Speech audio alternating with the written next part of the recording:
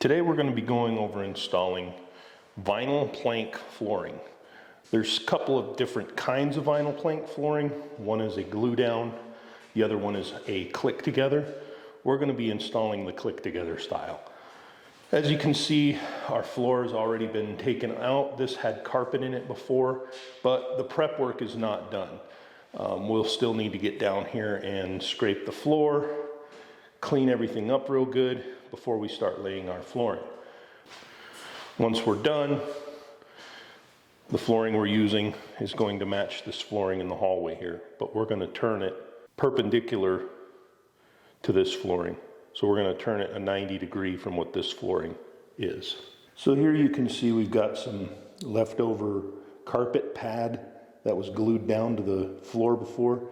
You can use a utility knife or a scraper blade like this one and just use it to take this stuff off.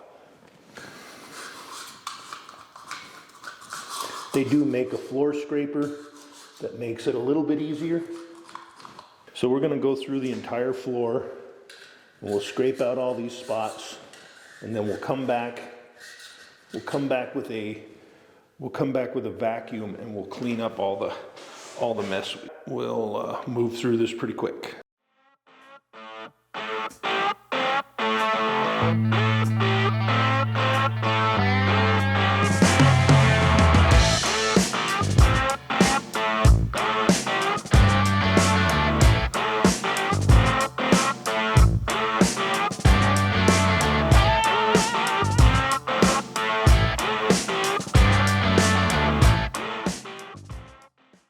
Now we'll get a broom, do a real quick sweep of it, and then we'll vacuum.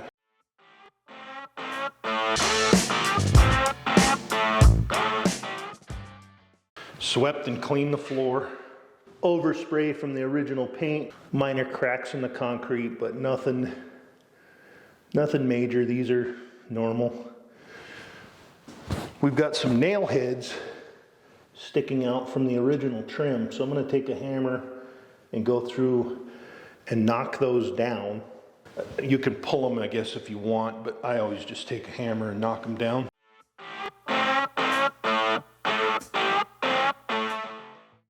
You look very faintly, you can see an old control line. Just chalk line that somebody snapped at some point to help them keep their flooring straight. That's exactly what we're going to do. And we had 155.5 from that wall to that wall. So we're going to put a mark at 177.75, probably somewhere around here. And then we'll do the same from that wall to that little wall here. Make a mark at 177.75. Then we're going to snap a line across the room. And what that'll give us is a straight line to work off of to put our flooring down. 77.75, sorry. Which is right here.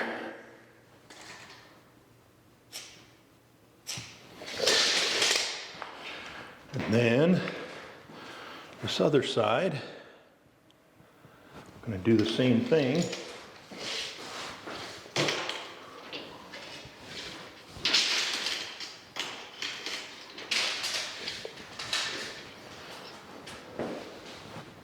Right here. Keep in mind when you're measuring, as you can see here, you can either measure off of the sheetrock or the framing underneath. I prefer to measure under the framing because the sheetrock can sometimes be bowed out. The framing should be sitting on the original snap lines from the house. And that's pretty normal that you'll have that gap underneath there. We got our crow's feet marked. Now we're going to snap our line. Ready? Yep. All right, thank you. First row is going to be our most important. If you look at our piece of flooring, you have what they call the groove. You have the tongue, and then you've got a groove on one end and a tongue on the other end. So when I start laying this, I'm gonna lay it so that I've got a groove pointing at me and a groove on my right hand side. And I'm gonna start in this left corner and work towards the right. So my first piece is gonna go right in this corner.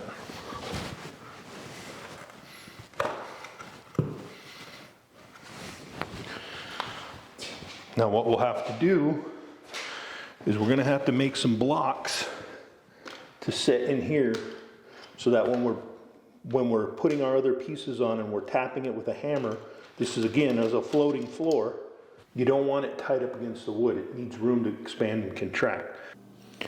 So I'm gonna make me a couple little blocks for this first piece. You can see I've already measured 3/4 of an inch. So I'm going to cut a 3/4 inch block off of here and a 3/4 inch block off of here.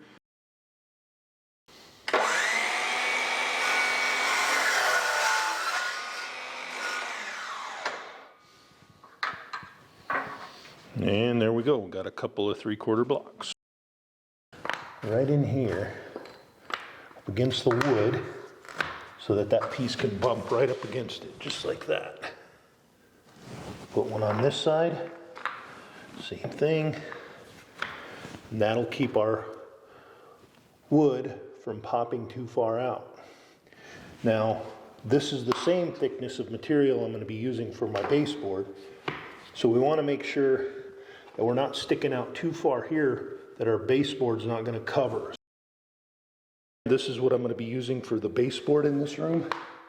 We just want to set it there and make sure that the trim is going to cover our floor, and looks like we're going to be just fine. So we'll stick with these 3/4 blocks. So as you can see, this vinyl flooring has 3 different sizes of planks, or a wide, a medium, and a narrow. So the way that this works is you do one large one, which I've got in the corner here, and then the next 2 planks equal the dimension of the big one. So these 2 will make the same thickness as that. Now our blocks won't go underneath the drywall here. So I'm gonna have to go out to the saw and make these thinner. Now I can put a piece of flooring in. And the one reason I like this kind of flooring is at these joints where these 2 meet, all you gotta do is take the back side of your hammer and just tap it down. You wanna make sure you're lined up at the very top, nice and straight. And you just take a hammer, give it a little tap, and it locks right in place. Perfect. Nice and flat. Now this piece slides in just like this. Make sure that it's straight all the way down. And then we're going to make sure it locks in all the way down. Your first couple pieces should go in pretty easily. They will get a little more difficult as we go along. Take your hammer, pop that in, and that's nice and tight. Let's take a closer look at that. You can see right on the edge there, nice line, lined up nice. That seam's nice and tight, no gaps, and it's tight all the way down. Now our next piece will be a wide piece. So we're gonna measure this. See what our length is here. We need to be 46 3/4. So again, when you're measuring, you don't want to be, this piece doesn't need to be tight to the sheetrock.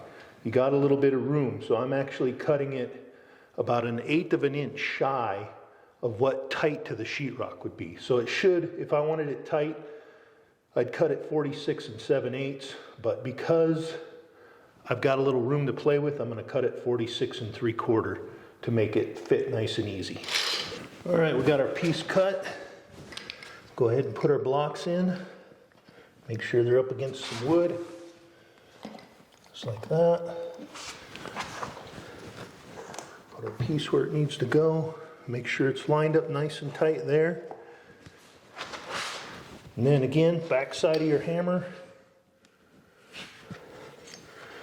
Tap it into place.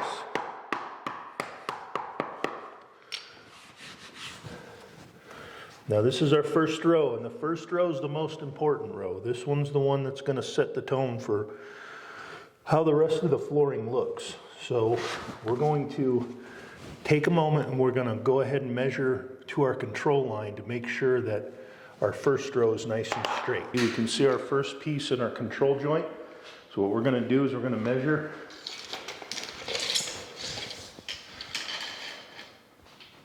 from our edge of our flooring to our control line, which we're at 67 inches. We're gonna do the same right here. I know you can't see it because the camera angle, but we're doing the same thing on the other side, and we're right at 67. So we're nice and straight. We're gonna check that about every 3 rows. Our next piece here, we're gonna cut it a 12 inches shorter than this one. So this was a full piece. We're gonna take 12 inches off of the next one and save your cutoff because we'll use it down the road.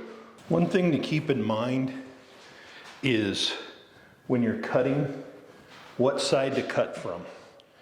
Always remember that you've got your tongue here and you got your groove here, and you got to remember which side you're going to cut off. So I need my groove, so I need to cut off the tongue side for that piece in the corner. So I got my next piece just sitting there. I haven't installed it yet. I wanted to go over this thing real quick. I would call it a beater block. I made my own just out of a little piece of scrap. It's got the tongue on this end, and then I just cut the back side, and I'll use my hammer to tap on this to lock the 2 pieces in place. Now we're gonna put these 2 pieces together. Again, you're a floating floor, so you don't wanna be tight to the wall over here. So we're gonna pull this back to where we've got about a 1/4 inch of space between the sheetrock and the flooring. You could use your beater block if you want to set it and run that up against there, and then you're good. Then you're gonna lift up on this a little bit and work that into the groove, and then you're gonna take your hammer and your beater block and just give it a little tap. Don't have to be violent, just a little tap to work that into place. You'll have your smaller piece, goes here, and your larger piece goes here.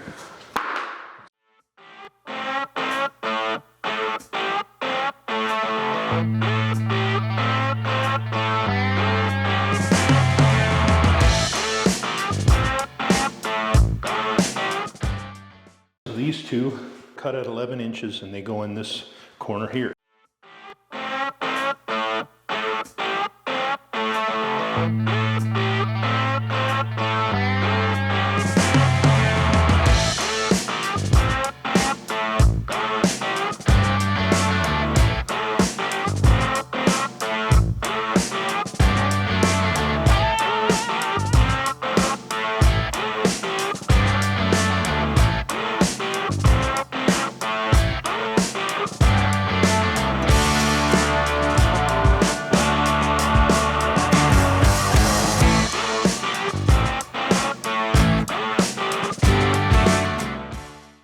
Figured I'd bring you out here and show you what I'm using to cut this stuff with.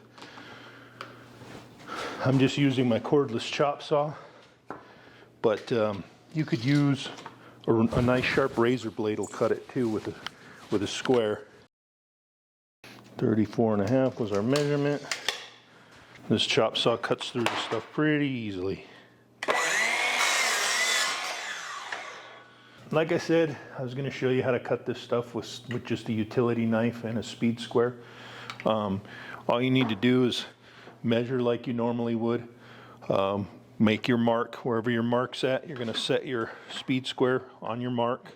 Then you're going to take your utility knife. Make sure you have a sharp blade. If you are doing a big job, get a package of blades. You will use them up quickly. Score it 2 or 3 times.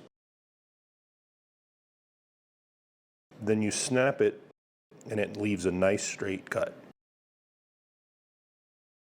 As I started with a full piece, then I cut a foot off, then I cut another foot off, and then I cut another foot off. And those are the wide planks. Now, what I'll do is I will start with the narrow planks. Check our measurements off of our control line. I am 37 5/8 on that one, 37 1/2 on this one. So we're a little out. So we got to make a little adjustment to this side. So this side of the floor needs to come out just a hair. I'll put a shim in here to help it. See how that looks. There we go.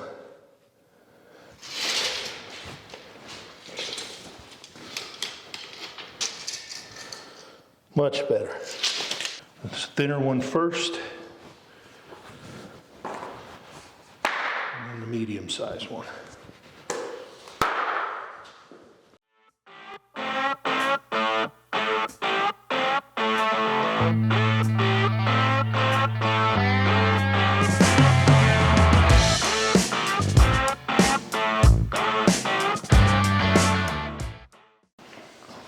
Always pay attention to your cutoffs. These pieces here were cutoffs from the other side, from this side, that now I can use on that side. Check to make sure I'm straight to my control line.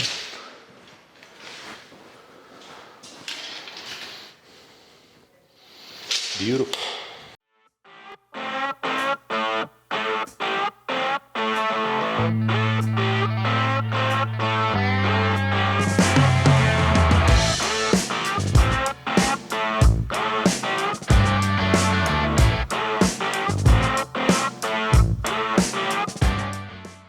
So you can see this piece needs to go in here and we're too big.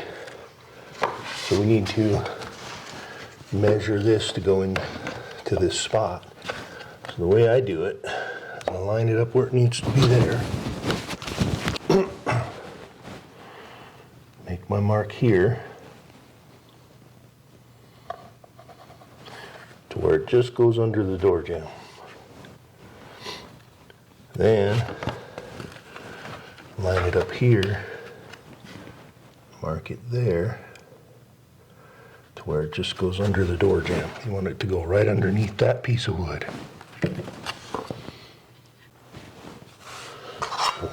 Mark this out so we can go out there and cut this.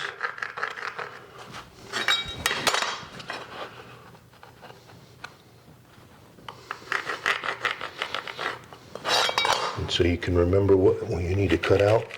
Just scribble on that, and that's what we're going to cut out. You can see that our piece is too wide. So we're going to have a transition here.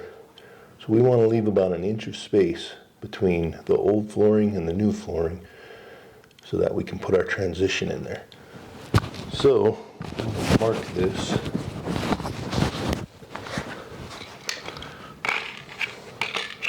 At 1 inch, which is right there. So we're going to cut straight across, giving us enough room for our transition. Some tile mortar that was left over from the old floor. I'm going to have to take all this out before I put this last piece in. So let's do that real quick. So I'm just taking a junk chisel that I had left over from years and years of abuse.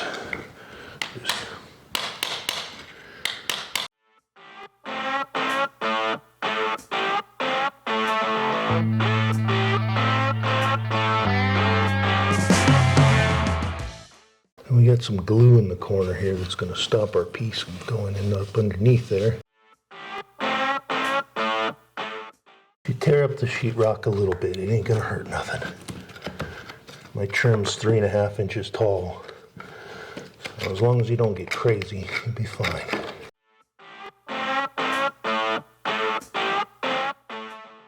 Now we want to make sure our piece will fit underneath this door jamb, which looks like needs to be cut a little bit. So we're going to take this scrap piece that we have and we're going to take our zip saw. see if our piece will go in now. So you're going to want to get it started in the groove. And then you may have to take your beater block and give her a tap.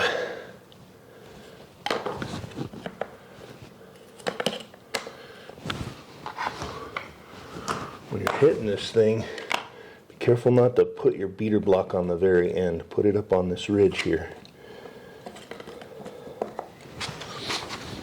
And then just tap.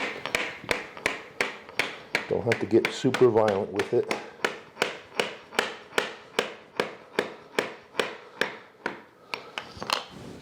The biggest thing is just make sure you don't over hit it, because if you hit it too far in, then it's a nightmare to get back to where you need it to be. So now, if you come in close, and you look right there at the door jamb, you can see my piece goes under the door jamb, so you're not going to have to caulk that. The next piece we're going to be doing is this weird little piece right here. So I'll get a measurement and figure out what we need to put in there. Then we're going to have to cut this jamb up to get that piece in. This piece, we're going to want to cut a piece that's about 2.5 inches. Should slide up underneath there. And then looks like it's 3 inches long.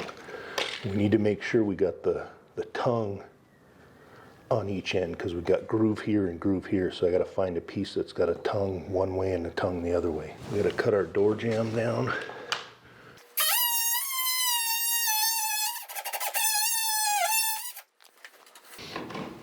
Take that little dude out.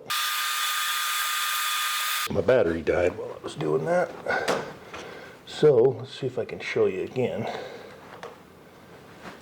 What I did is I slid it in from the back and then just tapped it over. Tap down. Now that piece is in there. This piece is going to have a bunch of cuts on it. Probably the toughest piece we'll do. We're going to line it up where it needs to go. First thing we're going to mark is our door frame, which is right there. Again, make sure you're about center of the door jamb. That way your piece goes underneath the door jamb. And we're going to measure from the door jamb over is 7 exactly, and we want to give it an extra 1/4 of an inch. So 7 1/4 tongue.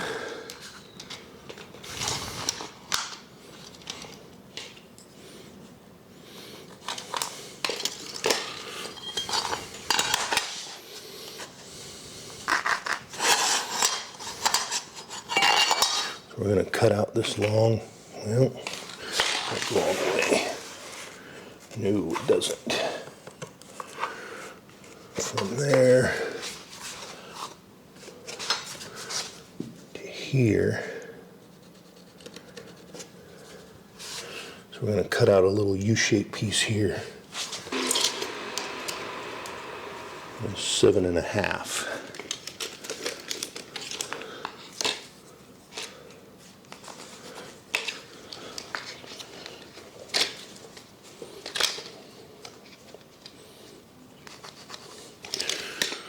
This piece is going to get cut out, and that piece is going to get cut out to there, but we got to leave that little corner on that goes around this edge here. And I got some more glue and stuff in my way right here that I'm going to have to take out real quick. These pieces tend to be very, very difficult to get in because you don't have the correct leverage you need.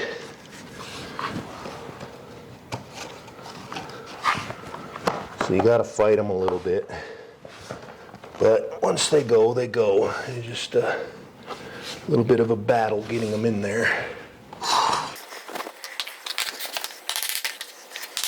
If you can pull up on it at all, it does help.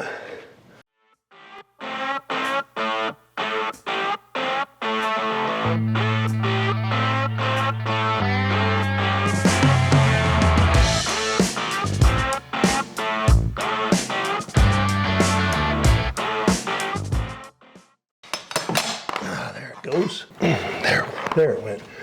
Again, I'm not too worried about these marks on the drywall. My trim's very tall. Beautiful, beautiful.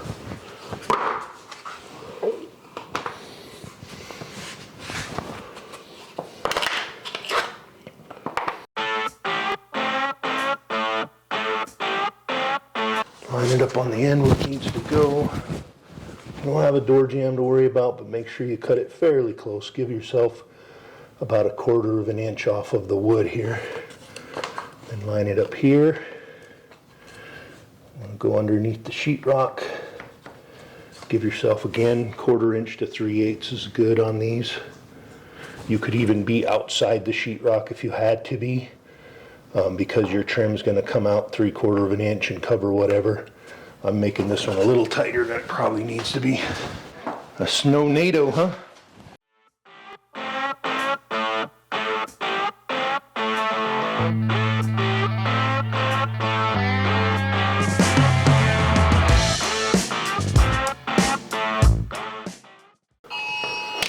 Uh-oh.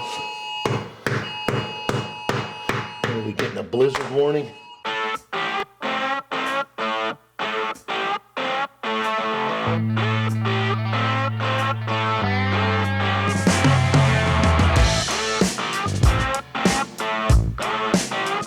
All right, our last piece is in. As you can see, we're all finished.